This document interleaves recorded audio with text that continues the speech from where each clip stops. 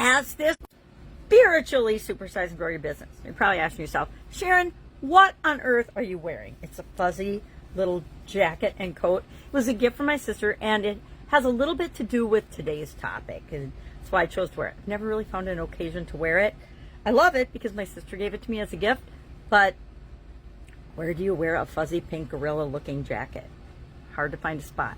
Anyway, I think I'm going to give it to my youngest sister because it's her favorite color, and she loves it, and she said, well, I will wear it. I will find a place to wear it. And she'll probably just wear it around the house like I will today. Anyway, what does it have to do with anything? And our topic today is ask this question. Ask this one question to help you supersize, get more aligned spiritually, and grow and build your business. Why? Because it gives you a competitive advantage. Most organizations on the planet do not consider the spiritual aspects of their business or the spirit of their business, and it's so important because it attracts the people that you most are here to serve, that you most want to be doing business with, that you most like and love to do business with and share with.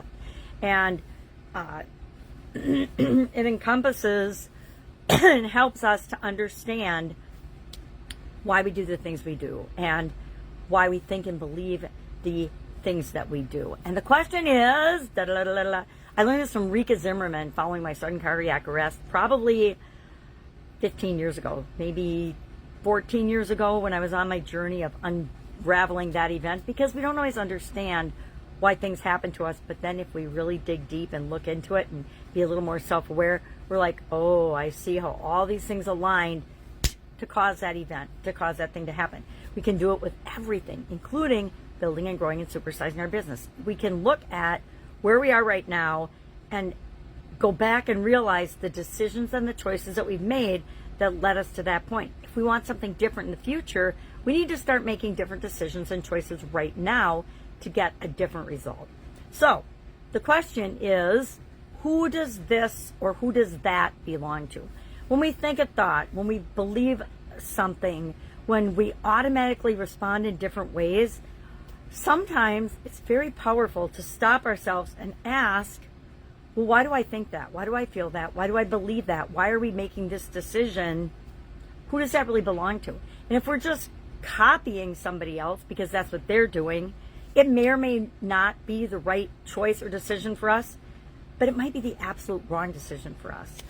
This applies to every area and aspect of our life, not just spirituality, but whenever we come up against something that's kind of rubbing us the wrong way, we want to ask ourselves, how come this feels off to me? Who does that thought or belief that I'm having right now that's causing this conflict or this rub, who does that actually belong to?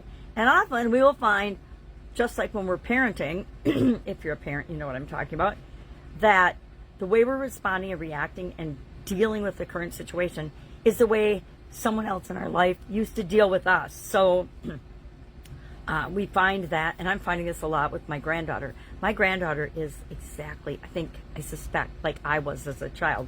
And the way my parents dealt with me, I find myself doing with my granddaughter. And it isn't really the way I want to react or respond. I don't want to squelch her little spirit. I want it to fly. But I have to ask myself and stop sometimes and say, okay, my voice is raised very loudly. Who does that belong to? I had an aunt who used to yell at her kids all the time. Drove me nuts. Hated it. Yet I find myself raising my voice to my granddaughters, especially when some safety concern is at bay or at play. So today, I'm going to keep it super simple. We're going to ask ourselves as we go about our day and we notice different thoughts, beliefs, feelings, and reactions to different things or decisions, who does that response that I'm having actually belong to? Am I really frustrated or angry about this? Or do I just feel like I should be frustrated or angry about this? Or am I just responding in a habitual way that isn't really serving me anymore because that's how somebody else responds or behaves? Lots of good questions today. I said ask a better question. The question is, who does that belong to? Because if it belongs to you and you want to own it and it's true for you today, right now, and you want it to be true for you in the future, by all means, respond that way. Do that. Keep that. But if it's something that you've just adopted through past experiences, habits, other people's beliefs, question that and say, is this really serving me and getting me the results I want? Will it get me the results I want 5 years from now? And if the answer is no, let it go and replace it with something that does align with what you're trying to create with your business and in the world to make the world a better place, of course. All right. Any questions? Hit me up and ask. I love this question. I ask it probably almost every single day when I remember to ask it. So I like to throw it into our annual challenge to make sure that I share it, because it's a great tool to help us to create the life that we want and be a better version of ourselves. And we all want to do that for ourselves, for the people that we serve in our businesses, and to supersize and grow our businesses as well. All right, have an awesome day, and I will, of course, be with you tomorrow. Bye. Not in my furry gorilla coat. Have a good day.